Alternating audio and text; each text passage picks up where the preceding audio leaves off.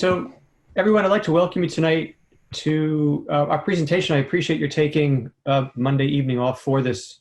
They all seem to be very busy Mondays. The presentation today is on the Weingrow collection of avant-garde art and literature at Hofstra University. And what we'd like to do is have Barbara give her presentation. And if you'd like to put questions or any kind of comments into the chat, I'll monitor those. And then I'll take those into the presentation space as Barbara asks for questions if she wants to take a break every now and again, if she wants to wait till the very end. And this way we should be able to keep everything moving relatively smoothly. Okay. So please let me introduce to you Barbara Laukhuff. She is a professor in the Department of Comparative Literature, Languages, and Linguistics.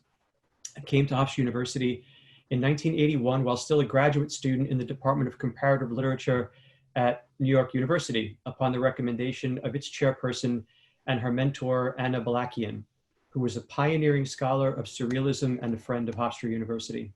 Professor Balakian was familiar with the yet-to-be-cataloged avant-garde artist book collection that had been a gift of Hofstra patrons Howard and Muriel Weingrow in 1972. And the Weingrows and an NEH Research Resources grant provided the startup funding to hire someone who could direct all activities related to the collection and finally make it available to students, scholars, and the art-loving public. And that became Dr. Laukhuff. So the Weingrow collection itself has over 4,000 items in it. It's considered primarily a livre d'artiste or artist's book collection. It includes original illustrated books, periodicals, exhibition catalogs, pamphlets, posters, manuscripts, letters, and original prints of the major avant-garde movements of the 20th century and some from the 19th century. So represented are Dada and Surrealism, German Expressionism, Art Nouveau, Symbolism, Cubism, Futurism, as well as the second avant-garde, such as concrete poetry, situationism, fluxus, pop art, and abstract expressionism. So Barbara, greetings this evening. Perhaps you can begin by telling us what an artist's book collection is that makes it different from other collections, and what makes this particular collection special. Well, hello everyone, what makes the Weingrow collection special is the fact that its core consists of rare books and periodicals in small editions. I mean, we have a core of 200 books that have original etchings, woodcuts, lithographs. So basically it's like a print collection in books. At the same time, there's also drawings, original drawings. It has special features of things slipped inside the books. And there's other aspects of it. For instance, we have one book, it's in French, it's Divers Poèmes du Livre Ouvert, which is handwritten by the French poet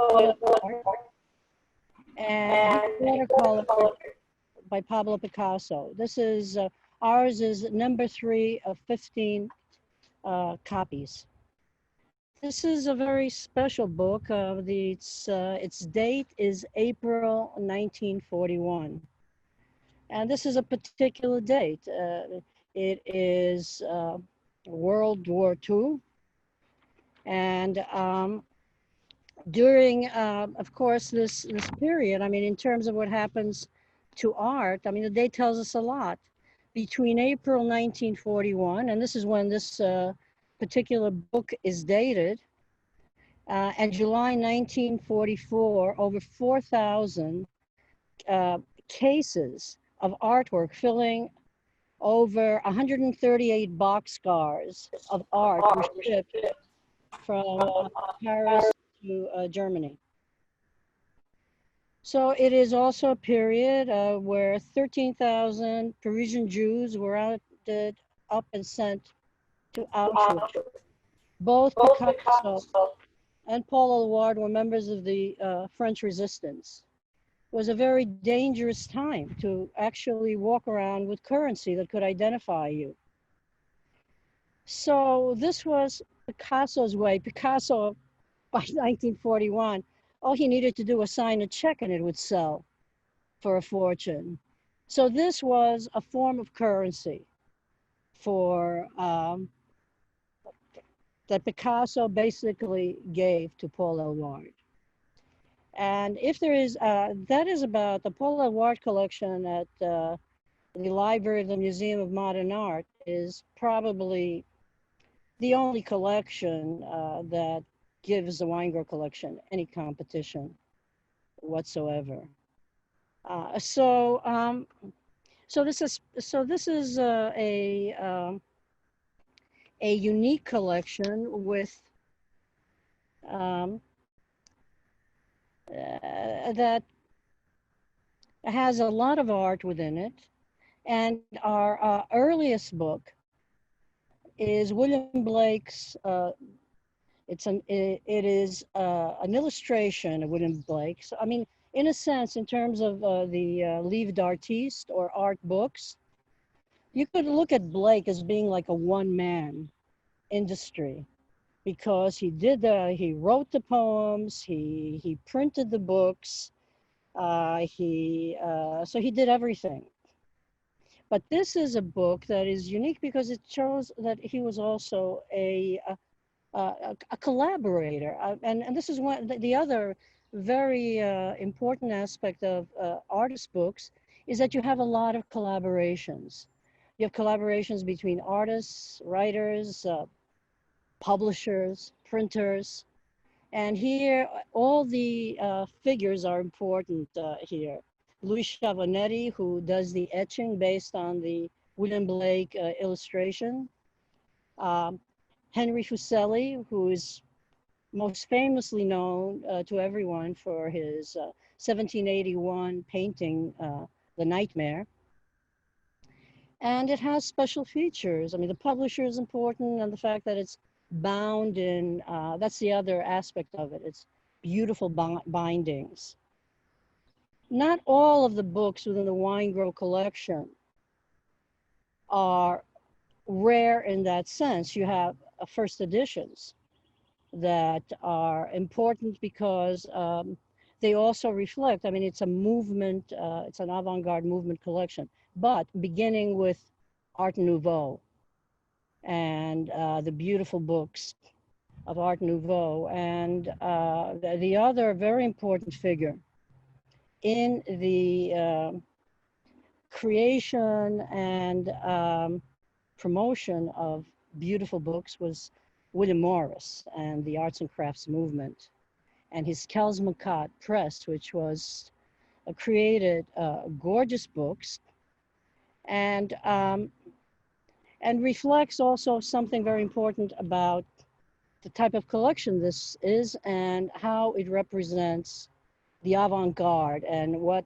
the paradoxical aspect of the avant-garde that in some sense is reflected by Oscar Wilde and also William Morris, who was both a socialist in terms of his politics, but really an aristocrat in terms of the high quality of the all the crafts that he was involved in. And this is, and I mentioned Oscar Wilde because it was Wilde, I think, who said that an artist should be a socialist in politics and an aristocrat in art.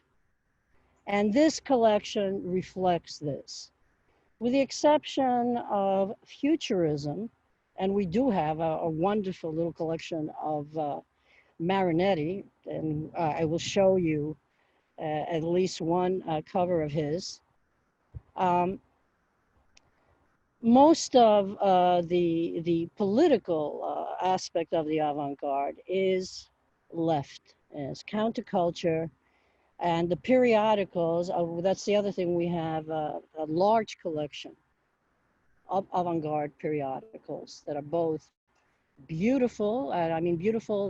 That is, they have gorgeous art plus fine paper, fine quality paper.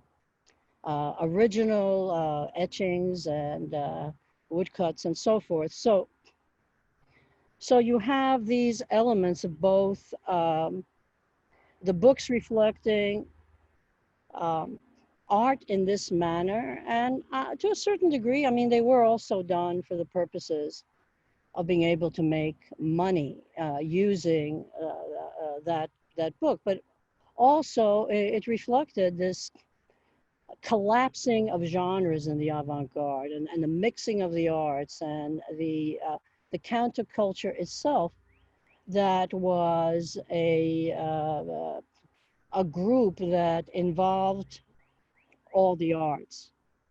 You take it's just one copy of the Blue Rider, and that has the participation of composers, artists. That was basically created by Vasily Kandinsky, but you have the combination of all the arts represented in that periodical. The other aspect of this collection, and it's sort of like a more philosophical aspect of it. I mean, Sonnet 65, it's one of my favorite sonnets, but it also reflects much of what this collection is all about. And that is, I mean, he's in the sonnet begins, since brass nor stone nor earth nor boundless sea, but sad mortality oversways their power. And concludes when he asks the question, how with this rage shall beauty hold the plea whose action is no stronger than a flower, and concludes, oh, none unless this miracle have might, that in black ink my love may still shine bright. So this, the larger problem of art, which is, of course, the lastness of things, and how do you fight against it? And I mean, in classical times, you had Horace saying, ars longa vita brevis, but you have the avant-garde, you have the futurists saying, well, we're 30. Not one of us is older than 30. When we get to the age of 40, you can throw us away like old manuscripts in the waste paper basket. Well, of course, that's bullshit, because his collection is in Yale. That's where Marinetti, who was, you know, who said we could throw his stuff out like old manuscripts. So there's a holograph note in the Weingrow collection from Marcel Duchamp to his friend Robert Brown. And I have it. It's very hard because, of course, I did not have access to the actual collection while assembling this virtual presentation. So I had to take the images from my book, and some of them did not come out that clearly. Anyway, but this is a portion of the note to Robert Brown, who basically has invited him to visit. And a portion of it is we're like laundry marks. We stick to the shirt tail, come soap, come lye, come dirt, through Chinese, French, hard, fancy, and rough dry, until one of these days the shirt wears out and gets used for polishing glasses, and is polished away, and all that's left is a little ink.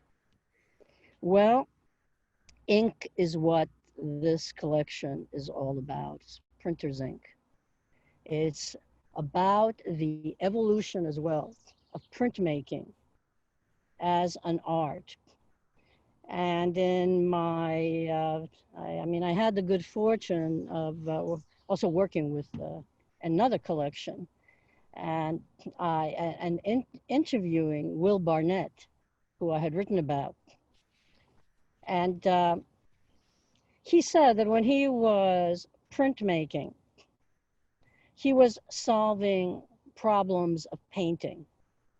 And in fact, today, you take a print by Andy Warhol, or even more currently, one by Banksy, and these prints will bring in really as much money as an oil on canvas. So Barbara, this wasn't the first collection you've worked with? No, I sort of fell into archival archiving. I didn't intend it. It wasn't like my, but as an undergraduate, as I was just starting, yeah, the Weingrow collection was the second collection I worked with. The first collection I worked with was the Hatch Phillips collection. And Jim and Camille, whom I had a lifelong relationship with, both just passed away within 8 months of each other. So this collection has just gone to, or has been going to Emory over the past 10 years. This was an oral history collection at the outset. And I started under a work-study grant, and they had gotten an NEH grant to start documenting by taping interviews of just about every noted Black artist in all fields. So I started by listening to interviews of Black artists in all fields and making abstracts of the interviews. So in this way, I learned a tremendous amount about Black art. I recall listening to an interview with U.B. Blake. He was like 100 when he did the interview. Catherine Dunham, Ed Bullens, Baraka, who else? Dizzy Gillespie. I could go on and on and on. So it was an incredible, the difference, of course, and I want to discuss it a little bit, the difference between a private collection and an institution's collection is that a private collection is a hub of all kinds of artists, scholars, other collectors. It's a living thing. And this was a living thing. This is Camille Billups. And I have some other photos of James Hatch. And she handled, she would develop the slide collection and the art collection. Jim just died quite recently. Jim wrote about Black theater, but was also himself, James Hatch, a playwright. And he was a professor in the English department at City College. He's originally from Iowa. He did this play with Bernard Jackson, and it was about the sit-ins. It was considered revolutionary in its day. In 1961, it included some people one might know, like George Takei from Star Trek in the original production in Los Angeles, and Robert Guillaume. And it won, when it came to New York, it won an Obie for the best off-Broadway musical. But the collection includes all this stuff, and I did a lot of things in the collection. So when I came to Hofstra, I had already had some experience with that collection. And of course, Camille was a printmaker. So simultaneous to, because I was green in both my knowledge of the avant-garde. I mean, I had just come back when I started with the Weingrow collection from Greece, where I was on a Fulbright researching Greek surrealism, but in poetry. And so I learned simultaneously, I was learning about the Black avant-garde, which was really, I mean, the Black arts movement was happening. So I was part of this living collection and milieu, artiste, which I learned a lot from. So I had that as a model when I came to Hofstra. And I saw I had hoped, I saw the Weingrow collection as something living as well. Anyway, so what else did I want to say? Well, that was the thing, is that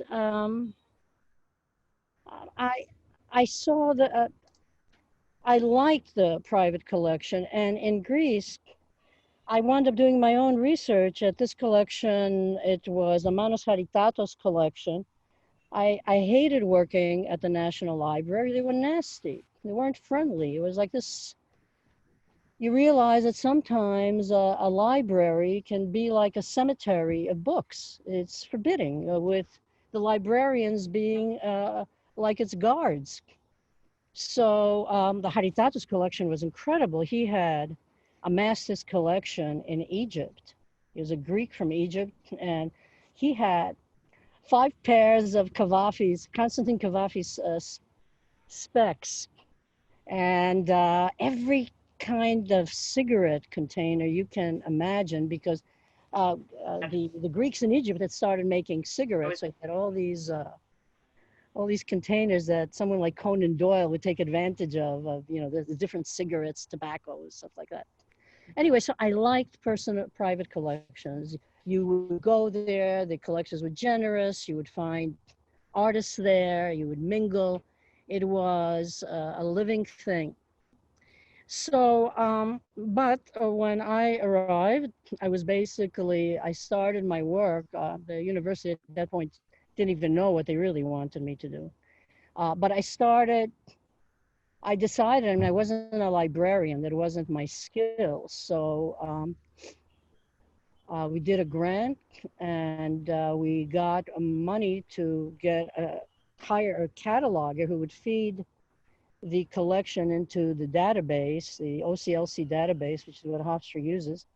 And I did the bibliography. And but it was also during the period that the cultural center was developing. And at that time, the head of the cultural center was Professor Joseph Assman.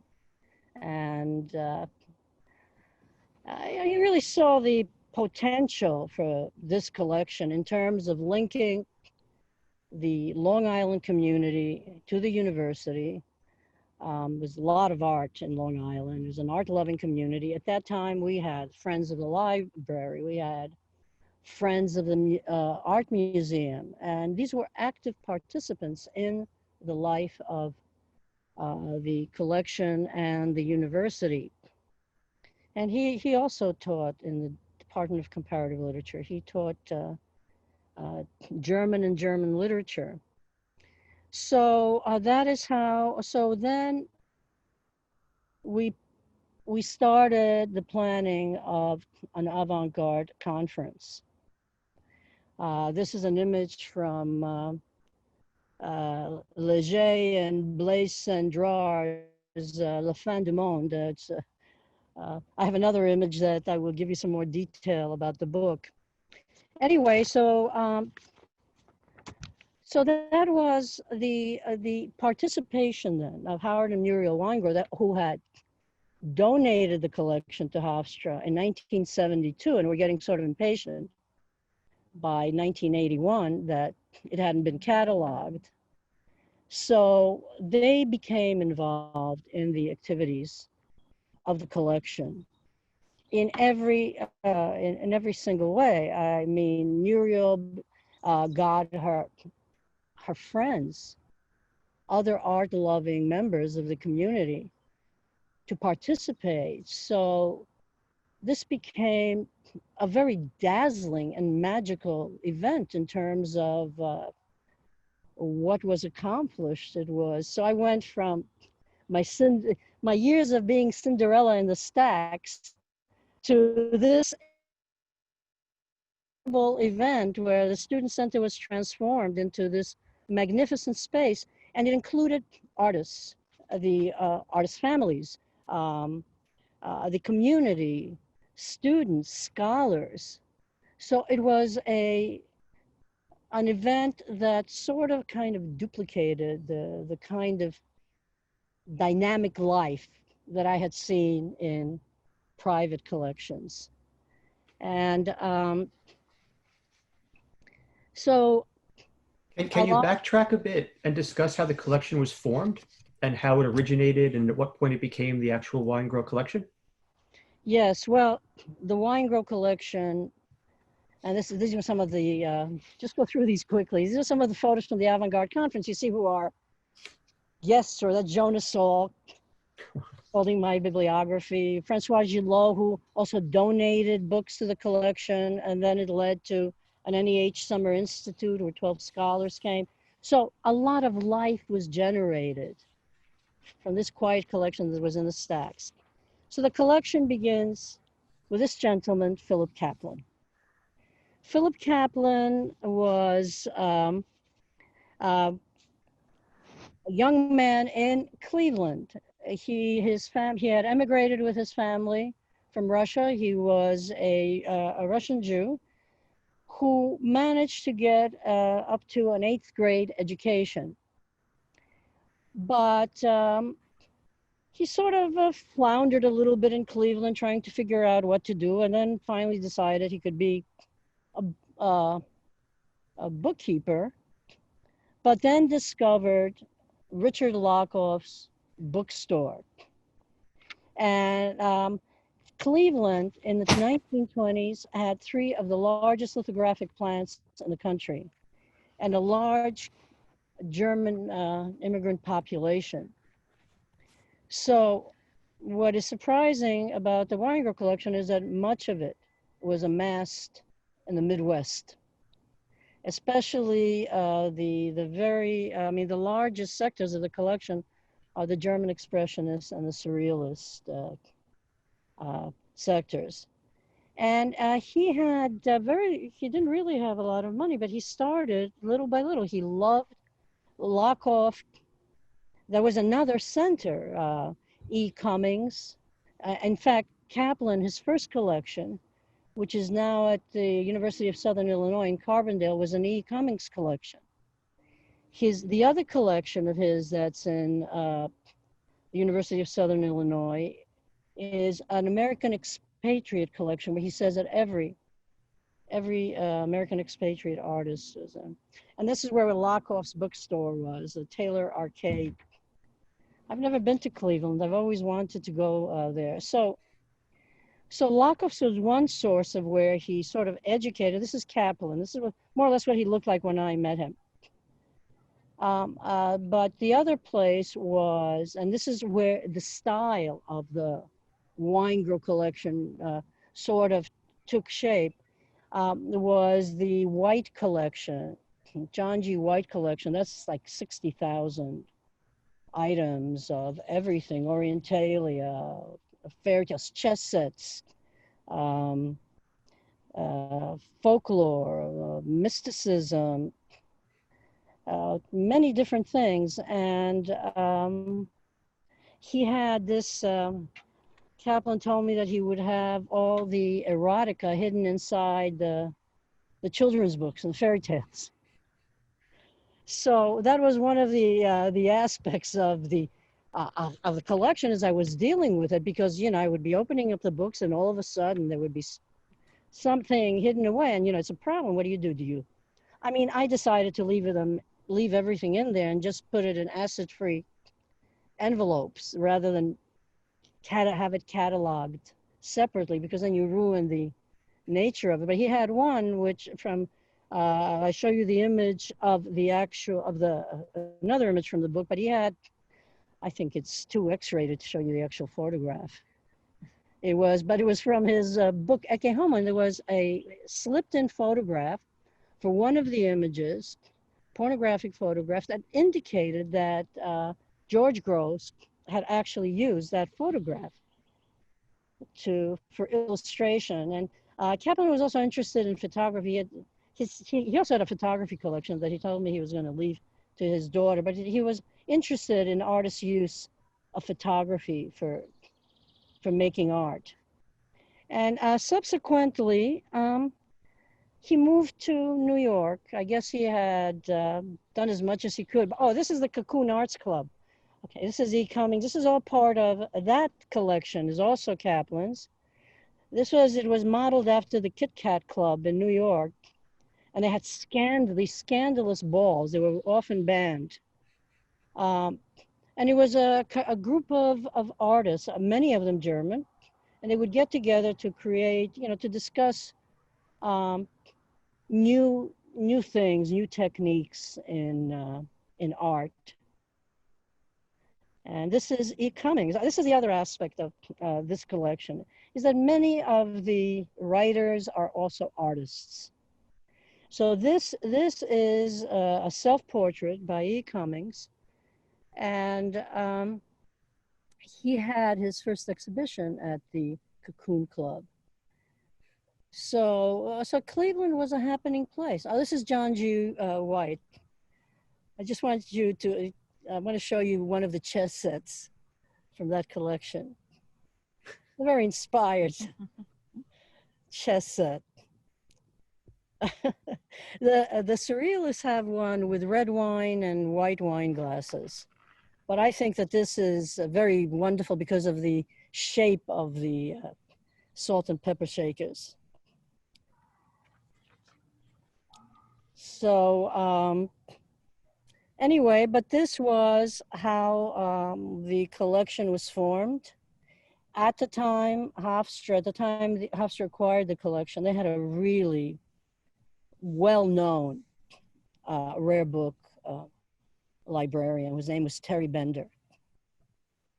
And it was Terry Bender that got Howard Weingrow together with Philip Kaplan. I think initially that Howard Weingrow, here he is at 22 years old. And you can see from my text here that he was an interesting man, you know. First of all, like Philip Kaplan, he was, all his family, he was the only one of his family that was born here. His mother and his parents were also born in Russia. Like Philip Kaplan, Weingrow did not have a college degree. So here you have these two men creating this spectacular product that becomes attached to a university. Paradoxically did not have a college education, but his life changed when he entered World War II. Could you go back to Howard for a second?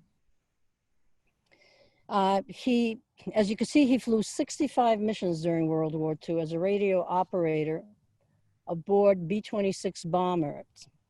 And his missions included the Allied invasion of Normandy and the Battle of the Bulge. And among his many awards, he had the Distinguished Flying Cross and was appointed Chevalier in the French Legion of Honor.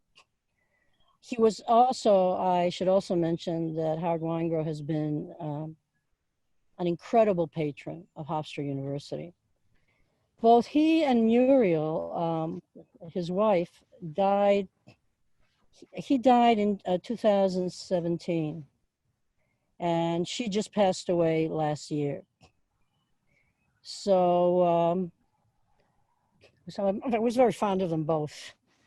In any case, so his life changed when he returned. In any case, it was, he donated the collection. Let's just look for my notes because I don't want to lose my,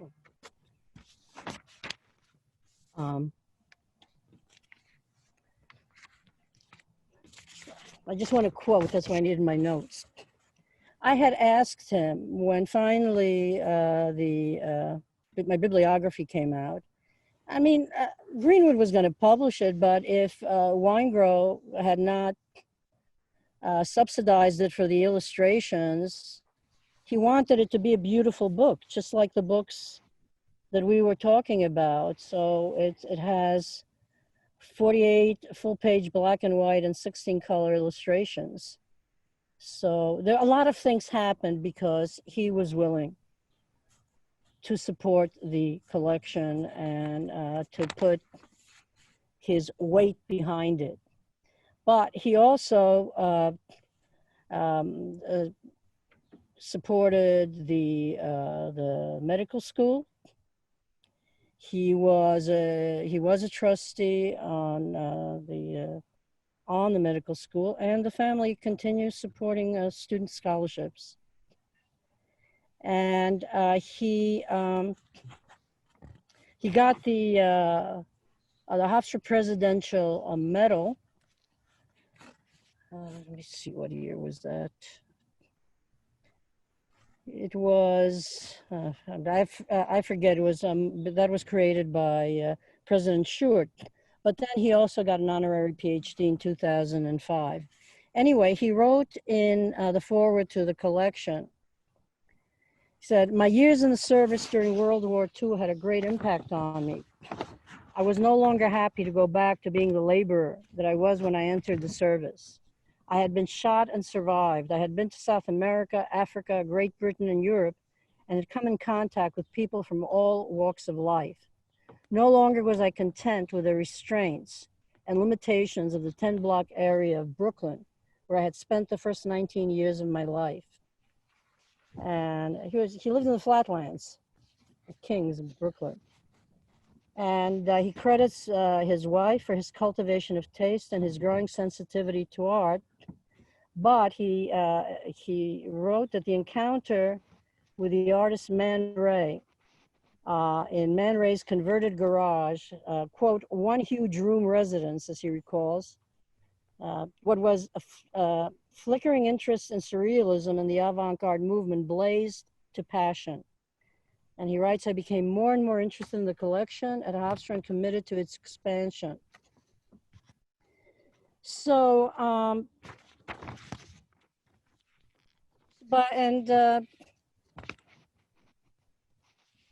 he had said concerning why he decided to donate to a university, he wrote that he had just sold some, this was in 1971. He says, "When the Kaplan collection came to my attention through Terry Bender at Hofstra in 1971, I had just sold some business interests and I was in the position to acquire this magnificent collection. Muriel and I agreed that it would be identified as a Weingrow collection at Hofstra University. It was the first time that I had made a contribution and had not done it anonymously. The reason was simple. I wanted the Weingrow name identified with a university, the closest I would ever get to the education I never experienced and sorely missed." So,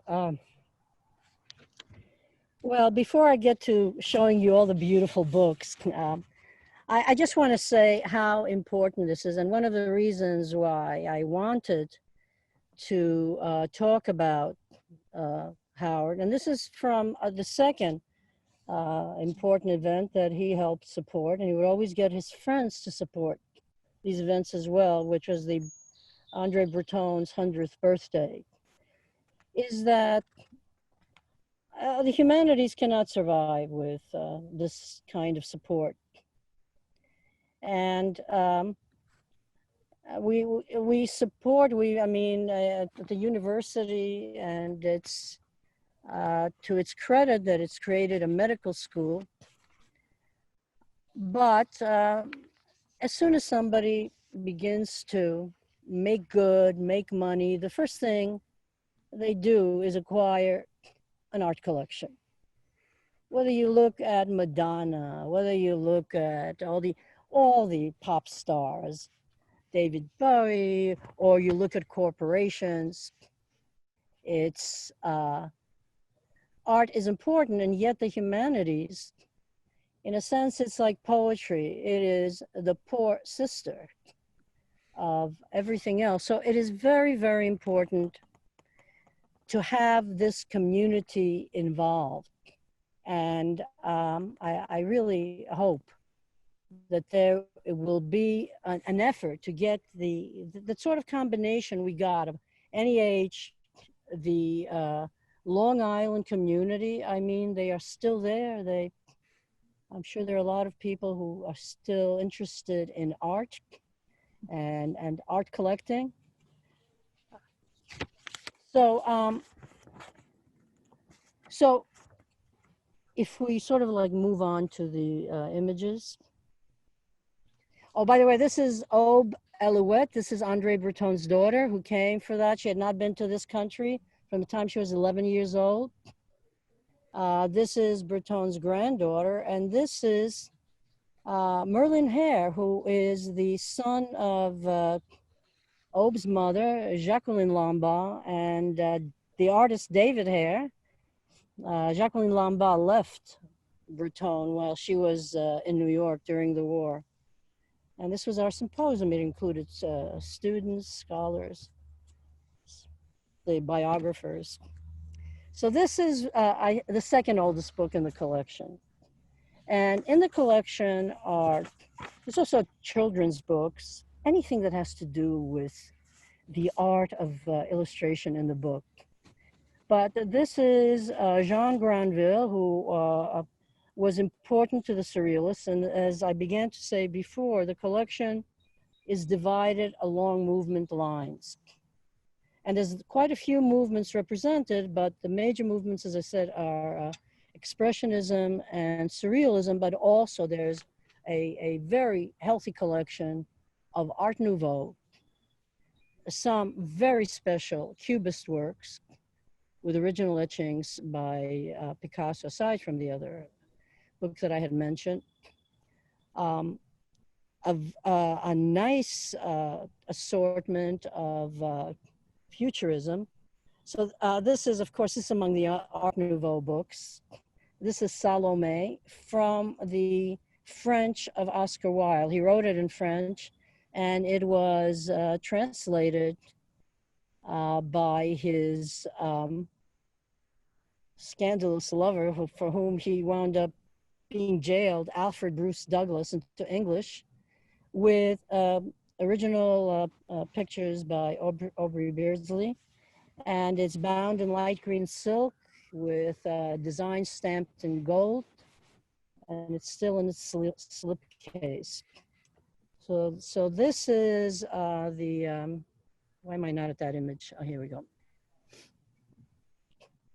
This is another interesting. This is an original pen and ink drawing by the French poet Paul Verlaine.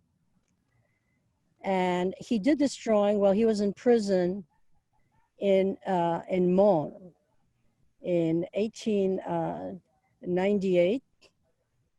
And on the back of this is an original poem by Paul Verlaine. And this, by the way, this is the poem.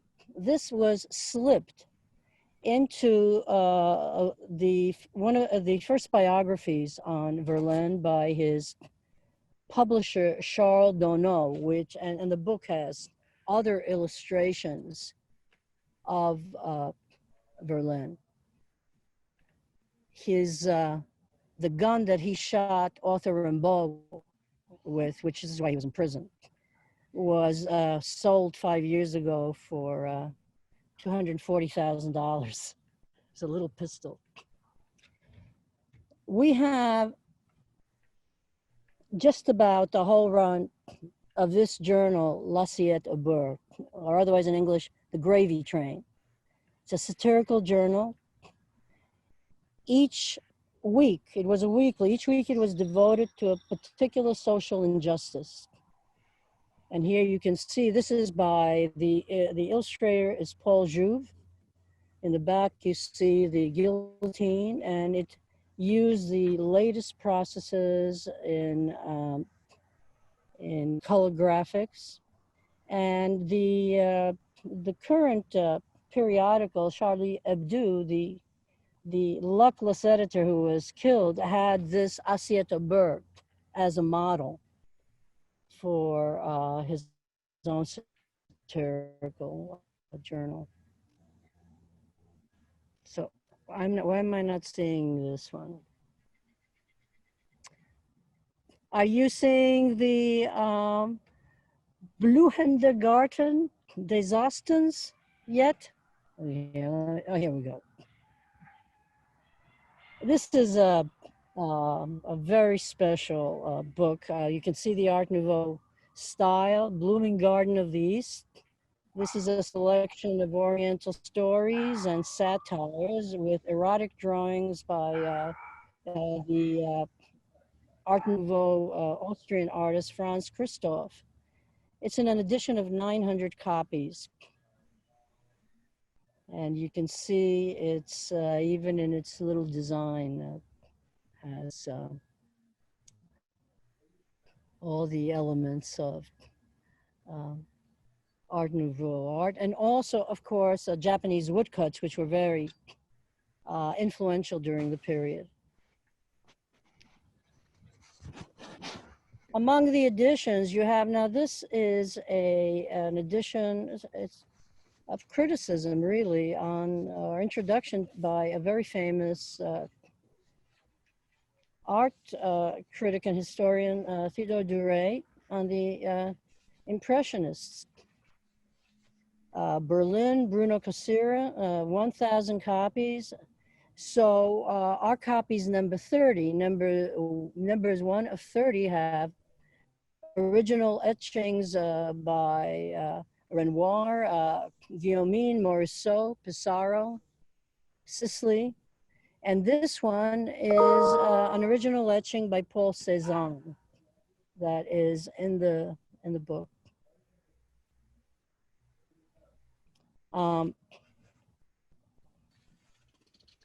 And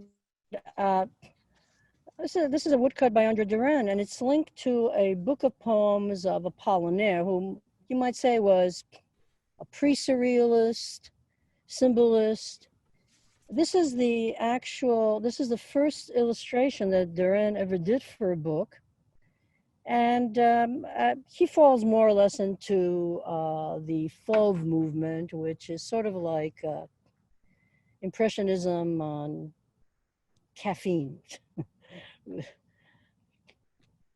And this is a musical score by Igor Stravinsky with an original drawing by Pablo Picasso. So this is number 266 of an edition of 1,000. And this is just like two pages.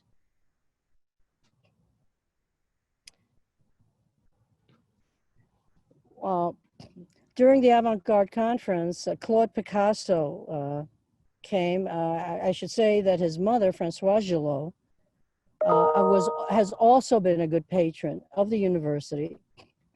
But this was in the original collection. She donated the whole run of the College de Pataphysics journals, which were more or less the instrument of the second avant-garde, Art Brut. And but this is one of 3 original etchings by Picasso in Max Jacobs' The Siege of Jerusalem.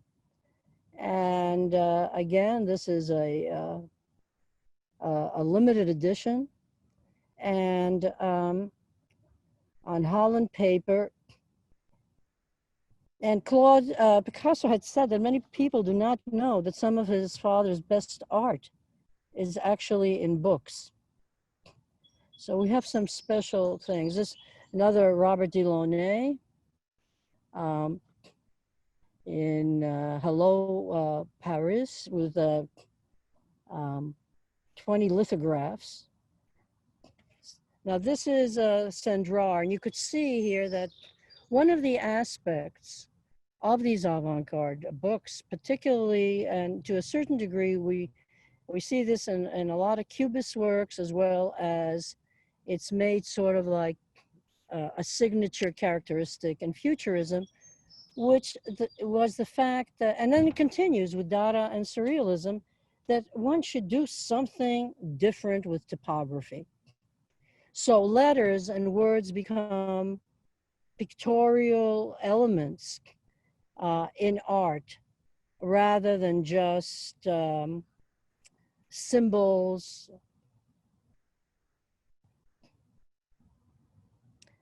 Now this is one of Marinetti's books, and you can see again the playing with not only topography, but also with the creation of neologisms and new kinds of words, extensions of words with lots of vowels.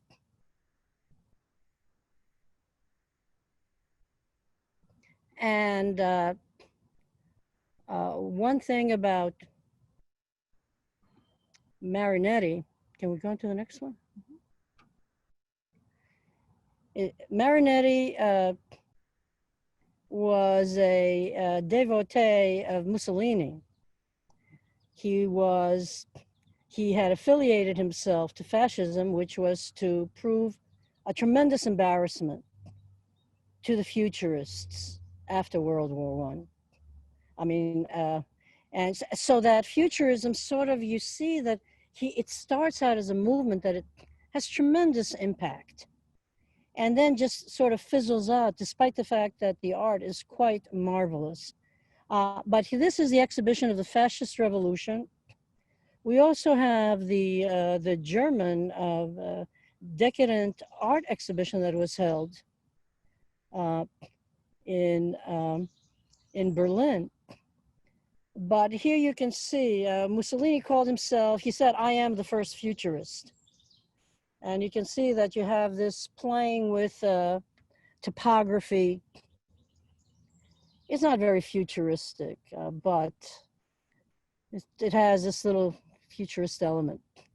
This is my my poetry book. Well, I was when I had met Kaplan, my poetry book was being prepared for publication, and he says, "I hope you're going to do something interesting with topography." So I tried. I tried to play. So several of my poems have, typographic features, and the publisher was Cross Cultural Communications, right, in Merrick, and they also published Donald Axon's book, little poetry book. But so this is German Expressionism. This is a very rare. It's the first.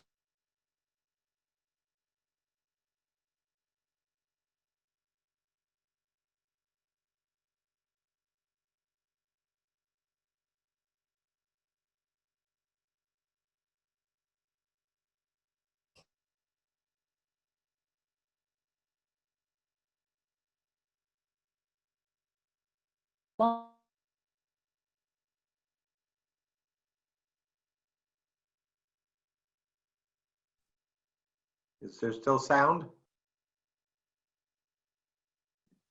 No, I've lost the. I don't know what happened. Everybody else video can and hear the it. sound. It's on Barbara's end. I hear it now. Is Barbara back? No, not yet. Oh, So she's the one we're missing, and she, of course, is the person we can't afford to miss. So, I mean, I can read her notes for the next 15 slides, but I don't know if that's quite going to be the same. The collection is really unbelievable. I mean, the names that are involved in this art, just extraordinary. It's hard to believe that it's just sitting right at Hofstra, but she's with Sabine. I know that because Sabine was working her slides, and Sabine is pretty tech savvy, so she might be able to pull back in. Carol, are you there? Carol was having trouble with the sound. She was. Yeah. This might be a Dada performance event. If it is, I have nothing to do with it. I'm not on the inside, I promise. So. Actually, you know what? I'll call Okay. Sabine or Barbara.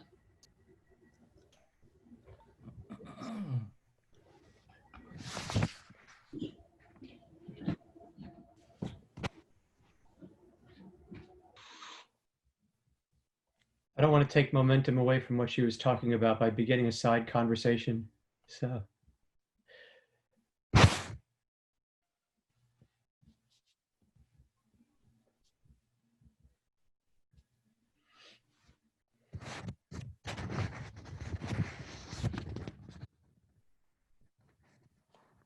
Okay, Sabine's phone did not ring. I'm going to try texting her to a different number. Give me a second. Thanks, Pat. I'll call Barbara. Okay. Has anybody here in the event had an opportunity to actually see the collection or work with the collection before? You have, Neil? Oh yeah, many times. Okay. And I've introduced it to students and so on. And obviously there's a lot of German Expressionism that I've drawn on. It's one of the reasons I was so delighted to come to Hofstra because I'd been working on expressionism, and You're back. Okay. Yeah, I just let Sabine in, so she should be with Barbara. Yeah, Barbara's back already. Okay. Yeah, I'm gonna do one, We lost our connection. yeah, No Sabina worries. for the slide, so, Okay. So you're back on. I'll mute myself, and you can keep going. well, what I think what I'd like to do is maybe just- Carol, could you please allow me to share my screen? Let me see if I have it. I don't know if I have that power. Well, where's Carol? She's having trouble hearing things. I don't know. Oh, you're the co-host, Sabine. Yes, Sabine, you are a co-host. You're good. Okay. You're good. All right, I'm going to mute myself. Bye, everyone. But Hi. Okay, All right. all right, let's go back to our, go further down. Okay, so here we are. Which one? Okay.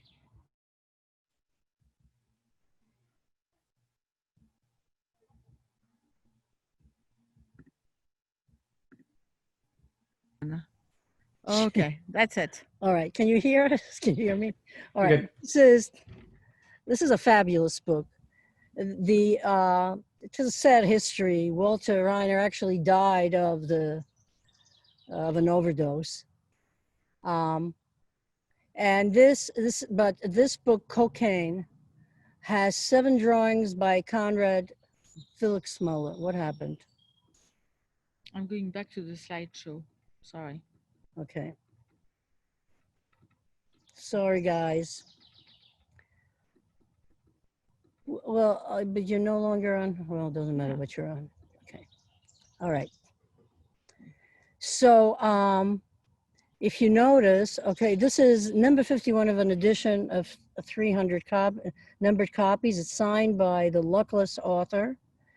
Plus, there's laid in, as I said, there's laid in stuff in all, not all the works, but many of the works, a larger catalog featuring the work of this fabulous artist.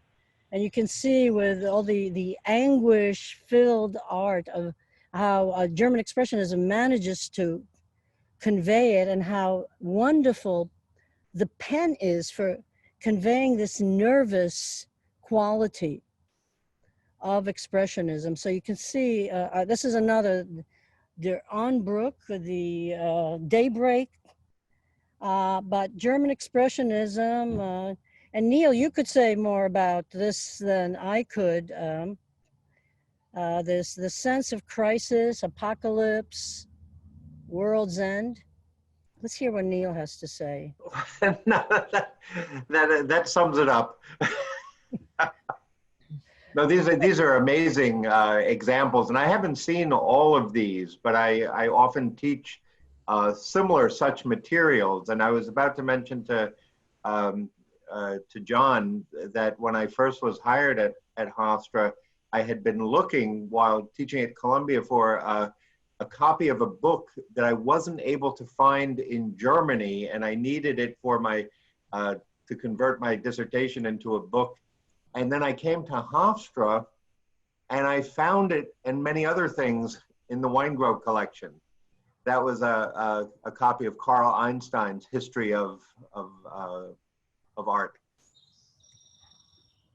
So it was a real trove, that things that I couldn't find at Columbia or in Germany, I then found on Long Island at Hofstra. Yeah, that's well, that's what Balakian said. She said that Blew my mind. this collection is. She had said she had seen the Rice collection, the collection of the University of Paris, and many others. Now, maybe the Beaubourg now has built up its collection since it acquired a lot of Andre Breton's work. But so here, this is the famed work Ecce Homo. It was banned repeatedly in Germany. This is George Gross's Portraits of Bordellos in Germany. And George Gross wound up right here on Long Island. And we have not only a large collection of George Gross, but of the publishing house, Malik Verlag, which is a fantastic publishing house the publisher was Weiland Hersfeld, who was the brother of the Berlin Dadaist John Hartfield, who himself would edit Aiz. That was so scandalous and so direct in its attack on the Nazis that he had to publish it from abroad. He was publishing it from Sweden. Barbara, what do you mean there that Philip Kaplan was the original source? He is the collector. He collected the whole collection. The I see. collection went from Philip Kaplan's house. He lived in Sunnyside Gardens, by the way. It's a cute little house designed by Lewis Mumford, you know, those. So it went from Kaplan's house directly to Hofstra. Oh, I see. Okay. The collection took 50 years to amass. And, but a lot of the Germans, and he continued, even after he came to New York, collecting from Laukhuff. And there's a correspondence between Laukhuff's widow, who continued the bookstore until she died, and Philip Kaplan, as he acquired more and more. And we acquired from him afterwards. He was a very unique collector because he could have made a fortune if he were to disassemble his collection and sell everything one by one. But the value of his collections is that he kept them together. So Kaplan is a collector, but I think that Weingrow's contribution was also very important because that was like the next phase of it. Okay, you have this collection. What do you do with it? It's a rare book collection. It's hard for an undergraduate to handle or use. I mean, it's really, it caters much more easily, let's say, to a graduate student or scholar. So how do you make use of it? I mean, of course you would in your class and I could in my class, but it's what I said about the accessibility. And you can understand that institutions cannot give the same accessibility. I mean, I love our students, but a lot of them do not take care of library books very well, you know. I mean, I had begged them, for instance, to take the Lafcadio Hearn books off the shelves. We have this incredible collection of original editions of Lafcadio Hearn, and I was afraid that they would be absolutely destroyed. So the only way you can, manage a collection like this is by having symposia, conferences, classes, and it takes support, let's face it. The humanities they need support. We need support in the humanities. Everybody needs the humanities. They all wind up there in the end because it has all the interesting psychological, philosophical, existential stuff and all this beautiful stuff. And anyway, let's move on because I'm going to say less and less about things. So, of course, I didn't have a lot of examples of Berlin Dada. And in part it was because I wasn't at Hofstra, so I could actually take photographs of the books. I could only use what was in my bibliography. But this is one of two little journals of the blind man. This was basically edited by Marcel Duchamp, and he created this little periodical to defend the toilet, which was, and in the Blind Man, he has an article signed R. Mutt, which is what is also on the toilet was at the Society of Independence exhibition, and of course they refused to accept it. What the requirement was that you pay $6 and you can have your artwork displayed. And they rejected his, and he said, why shouldn't it be considered a work of art? I think for many of us who have seen some of the toilets around the world, we can say that a good toilet is a wonderful work of art. So, but he said, about the Americans, he goes, anyway, what have the Americans created? He goes, what can you say about them except for their bridges? So now this is another work of Duchamp. It's called What Alert Missives Lascives. And it's really an erotic, it's a box full of erotic ready-mades or symbols or modified ready-mades. So these look like two pot holders. And it's hard to see, but this one has a little fur swatch. And this is called the apron of the washerwoman. And the other one, I don't know what its name is, but you can see it has a little phallus. Within that box, this was for the an exhibition in the Gallery Daniel Cordier in Paris in 1959. And there were all types of original things in the box. And also a pair of stockings was in the box. This is also the frontispiece to my book.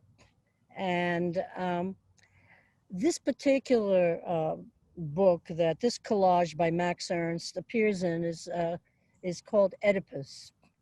And we have all of the 5 volumes of his Ernst collage books. Okay, we saw this already. Okay, this is The Metamorphosis of Narcissus. This book, it's not, this is the first edition. It's a small edition, it's 550 copies. And this is advertised as the first poem and the first painting obtained through the application of the paranoia critical method that was created by Salvador Dali, who the Surrealists was so happy to have in 1939 when he entered the movement as they were under attack by the French left. They tried to join the Communist Party, which did not want them, which said to them, you want to be communists, you don't have to be surrealists. And then who was at that time the Commissar Education, had written this article accusing the surrealists of being pederasts. And when Breton bumped into him for the Paris Communist Congress, he slapped him in the face. And then, of course, you know, they were finished with their communist misadventure. But these are very special photographs. This was Salvador Dali, who Breton renamed Avito dollars, sort of like a pun on his avarice, and the fact that he sort of copied himself. You know, he was into making money. But these are great photographs. Now this week, this is Minotaur. We've had so much trouble with this. This is very important. The hell with it. But this is an important periodical. We have the whole run, 1935. In this periodical is documented Picasso surrealist phase, which is all these organic biomorphic forms. Plus, it documents the visit of Breton to Mexico and a meeting with Trotsky and Diego Rivera and Frida Kahlo. And of course, the creation of the manifesto with Trotsky. This is very special. And I'm ashamed to say that this is one of the few works I have included in this slideshow of women artists. I would have needed to have access to the books to bring more, but this is Toyen. She was a Czech surrealist. Her name is Maria Sermenova, and Czechoslovakian surrealism, people don't even know about it. You know, this is the whole thing. There's so many things to discover. These 9 plates of individual plates of drawings that are basically just like shut up war. Love it. Yeah, so this was created in New York. This is the last periodical during the, Breton edited periodicals right up to the time of his death. But this was his. There was another periodical that featured the surrealists in New York, which was View, that was edited by Charles Henry Ford. But this was Breton's, only the editor was David Hare. But with the co-editors being, and he was only, what, 24 years old?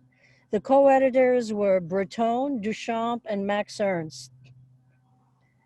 There he is. He wound up walking away with Breton's wife. You know, at the Breton Symposium, David's son, Merlin, and his sister, Aube, or his half-sister, saw each other for the first time in like, 20 years? But this was a very unique periodical. Let's let you see the last. This is an actual, and the back of the periodical, there's only 3 issues. Then after the war, they simply, many of them went back.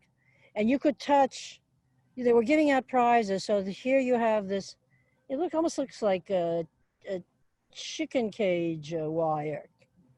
And you would run your fingers across it, and you're supposed to send in your impressions, and they gave prizes. And this is a cover by Duchamp. And I think that's it. So, Barbara, we have a few questions in the chat, and then because the screen is small enough that I think you can see everyone, you can continue to do questions if you'd like, either just by calling on people yourself, or I can have them enter them into the chat and I can read them to you. But before I read the first question, I just wanted to read a note that Neil had put in, kind of a little prop to you here. For my symposium in the early 90s on the German expressionist art historian Wilhelm Vohringer, Barbara did a fantastic display of German expressionist little magazines and art from the Weingrow collection that then awed the assembled experts on expressionism from around the US, UK, and Germany. A proud moment. So, thank you. You know, the sad thing is that at that time, if you recall, Gail Gelbert was in charge of all the museum spaces. If you look at the difference between my first catalog, the Avant-Garde book, which was so fancy, the catalog for it was called The Other Side, after Cubans. Cuban, yeah. Yeah, I love Cuban. I mean, I learned so much just from the collection, but I could not get, I mean, I had to assemble it myself, you know, with staples and shit. So Neil did have a question. Yeah. He wanted to know if Donald Axon and Harold Weingrow knew each other and bonded as ex-pilots. That's an interesting question. I think they must have. But, you know, I don't recall Donald Axon coming to the gala of the Avant-Garde conference or anything like that. So I don't know. I don't know if they traveled in the same circles. But that's an interesting question. Only their families. Because he was not a bad poet, and he was and wrote a couple novels, and a lot of it was about his experience as a pilot. So they would have certainly had that connection. I had to force the forward out of Howard. I said to him, you know, it would be nice if you wrote something. He said, no. Yeah. But then he, you know, he kind of warmed up to it's nice to have that. It's nice to have his forward. It's touching. You know? And then were the Weingrows from Long Island? Well, he was originally, as I said, I found on Ancestry.com, I just Googled it, from the census, the 1940 census, his household, his mother, his grandparents, and him. Okay. And so he originally, you know, Vaya is a Russian Jew, but originally from Brooklyn. Axon, I don't know where Axon was from. I don't know. Neil also wanted to know who did the cover print of Persephone for you. Oh, my friend Lillian Mulero. She had also done that. She had done the exhibit in the library. It looked like a hornet's nest. It was such a thing of chaos. It was very disturbing to people. She's a good artist. She was a good friend of mine. And we had met in Japanese karate. And she wound up becoming an artist. And she did the illustration for Persephone. Do you have the original?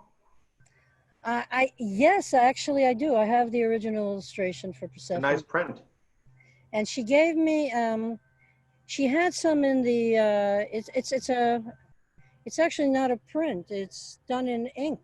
Oh, I'm sorry, yeah. But she saw Persephone as a fallen woman. I mean, of course, it wasn't my view of her. But you should see her Hades. Oh no, I have Hades. I have Hades as well. It's a gorgeous illustration of Hades with the lily coming out of his eye. But I saw Persephone as not having a bad deal. Half the year with her husband, the other half having time to travel around by herself.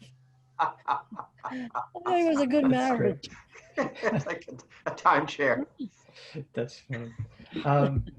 You have a related two questions. One was, is it possible for people to view the collection if they wish to see it or any part of it? And can they put the collection in the Hofstra Museum? I hope not. I'm sorry for saying that, but the collection really requires expert handling, even in terms of how you are going to exhibit it. It requires people who know how to handle rare books. And you can see the collection. You have to, it's like all special collections. You know, Hofstra has 35 special collections. This, I think, and maybe that's my opinion, I think this is the most special one. But you have to call either Bronwyn Hannon or Jerry Solomon, who is the head of all of special collections.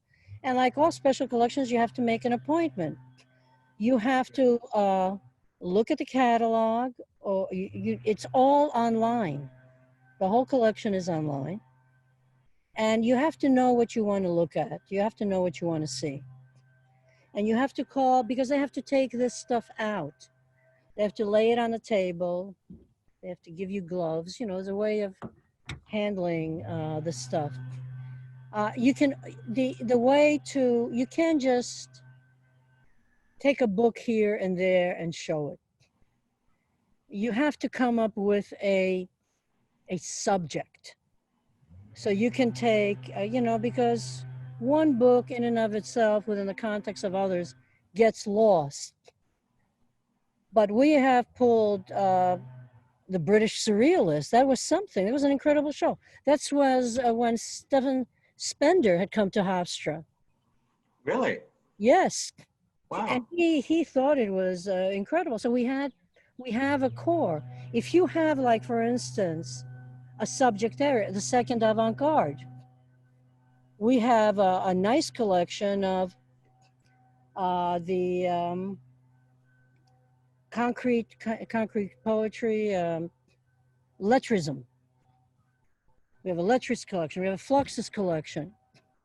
So you have to know, you have to familiarize yourself with a collection.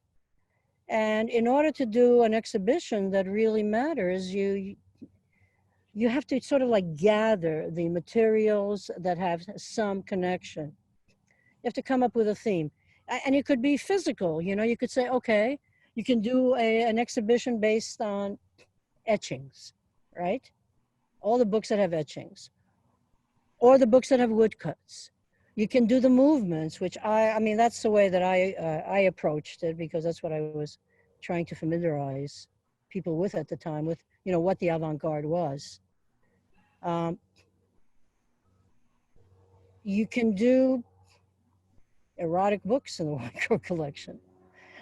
I mean, but you have to come up with, something, some way to showcase it so you tell a story.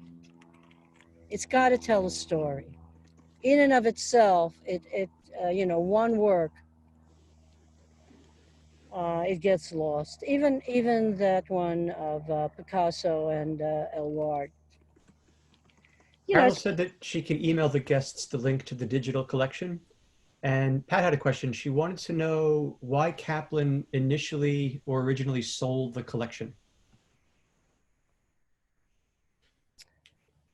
Well, look at how he sold it. It was so clever. Now, all the other collections, save this one, have his name on it. This is like, what, his 5th collection? And then I don't know what happened to the photography collection. So he kept them in, you have the Kokoon Arts Club collection. Then his correspondence with Hermine Laukhuff, the Expatriate collection, the E. Cummings collection. I think he was a very smart collector by keeping things together. And of course, it has idiosyncrasies. The collection has, like for instance, he has Bibles, right? I was very disturbed that when it was cataloged, that they used the OCLC cataloging method, because it was really an author collection. So all of a sudden, things were pulled apart. So you would get some oddities. For instance, that we had a whole series of the Jean-Jacques Pauvert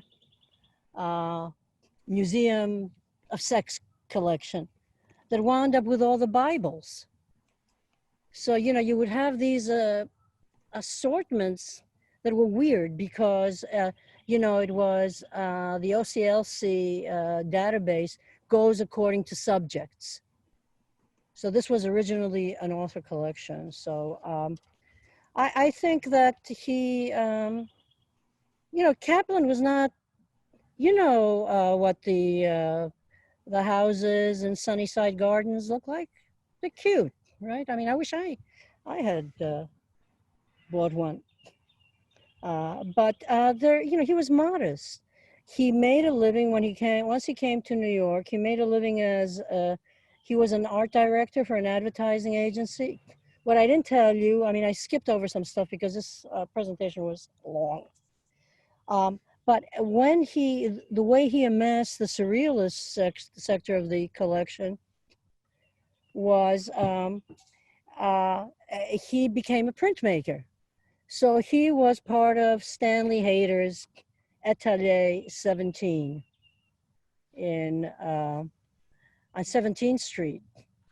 That eventually, once Hayter went back to Paris, became Robert Blackburn's printmaking workshop. And I met Robert Blackburn through Hatch Billups. But what was interesting is my two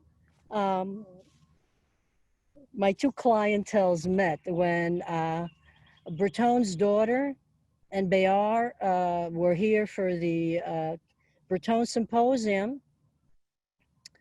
I took them to Hatch Billups, and Robert Blackburn was there, and he gave us, because the MoMA was closed, but there was an exhibition of the photographer Roy de Korova, a black photographer, and we got a private viewing. So in any case, he became a printmaker. He complained that he did not do, because he worked, he did not do enough art. There's Kaplan. Of course, Bob Blackburn complained about the same thing as a printmaker. So, so I think that he sold his collections to make some money, but he did not sell them. He did not make a killing. I think, I don't know if it's indiscreet for me to say that I don't think that the collection was sold for more than what? Several $100,000, $200,000 something dollars. It's nothing. I can tell you that I priced the Diverly poem de livre ouvert of Elward and Picasso, and that just that in itself, I saw it going for that amount of money. So Barbara, I'm sorry, go ahead. No, that's it. I don't have anything else to say about that. We have no more questions. And so I'm just wondering, was there anything that I may have missed in the chat? If you want to either raise your hand or just unmute yourself and ask. It's possible that I missed something. Otherwise, I would like to express some thanks. Barbara, certainly I'd like to thank you for taking me up on my initial email that went out to all our department colleagues to maybe give a kind of a virtual event. The time I know you put into this was enormous, and your expertise was really fascinating. I mean, it's a marvelous collection. I think most of us had no idea these treasures, you know, were so accessible to people in the Hofstra community. So thank you for that. Sabine, you're sitting right to Barbara's left. Thank you so much for She's been a great help and more. I do appreciate all your help over there. You know all the technology better than I do, so that was enormously helpful. Carol, I know I lost your image, but you're on the phone. Thank you for coordinating this through University Cultural Center, and to all of you for taking time out on a Monday evening to join us for this presentation. I really do truly thank you. So have a nice evening, everyone. Say one last thing, that this was, I wanted to introduce the collection and to show what originally in this time when none of us can touch or meet or create the kind of collaborative events that Hofstra has done so well. And Carol is attached to the Cultural Center. But I recall when I came here, Atheline was still, she was there. She was like a baby, Atheline Collins, and she was doing that work. So, and I wanted to honor the collectors. I mean, the Weingrows who have passed away, the Jim and Camille, my mentor Balakian, you know, it's like all these people now who had a part in it are, you know, I wanted to remember them. And of course, all these wonderful artists. Otherwise, the collection sits there silently, waiting for blood, living blood to come to life. Thank you, Barbara. Thank you. Thank you, Barbara. Thank you. I loved it. Honestly, great collection. Thank you so much. Thank you for being here. Have a good evening, everybody. Thanks, John. Bye. Hi, Leslie.